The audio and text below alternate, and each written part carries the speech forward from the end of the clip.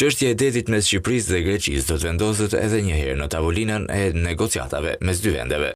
Ministri Igli Hasani në një intervistë dhënë për gazetën greke Tanea, para takimit të datës 3 qershor me homologun e tij, Gjorgjos Gerapetritis, pohoi se qeveria Rama mbetet e hapur që në mandatin e 4 të saj të angazhohet për të nxitur dialogun dhe për të zgjidhur të gjitha çështjet dypalçe të mbetura pezull, duke mos përjashtuar perspektiven e Hagës për përcaktimin e zonës ekskluzive ekonomike midis Greqisë dhe Shqipërisë, ndërsa shprehti sigurt se të gjitha çështjet dypalçe të pazgjidhura mund të adresohen.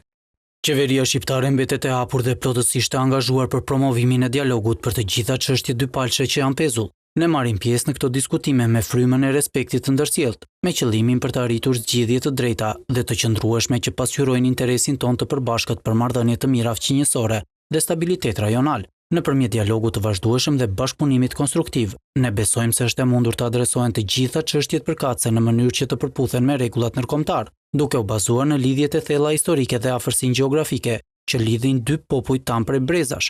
Këto lidhje të përhershme kanë ndihmuar në formimin e një marrëdhënie që duhet të vazhdojë të udhëhiqet nga bashkëpunimi dhe mirëkuptimi ndërsjellët. Hasani tha se marrëdhënia shqiptaro-greke duhet të vazhdojë të zhvillohet me një frymë pozitive dhe progresive e rrënjosur në partneritetin strategjik.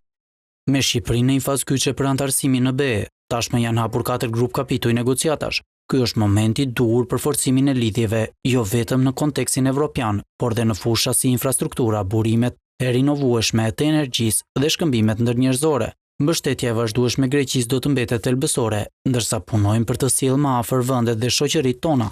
Ministri Hasani ndodhet në Shqipëri për një vizitë zyrtare, ndërsa të martën do të ndalet në Greqi.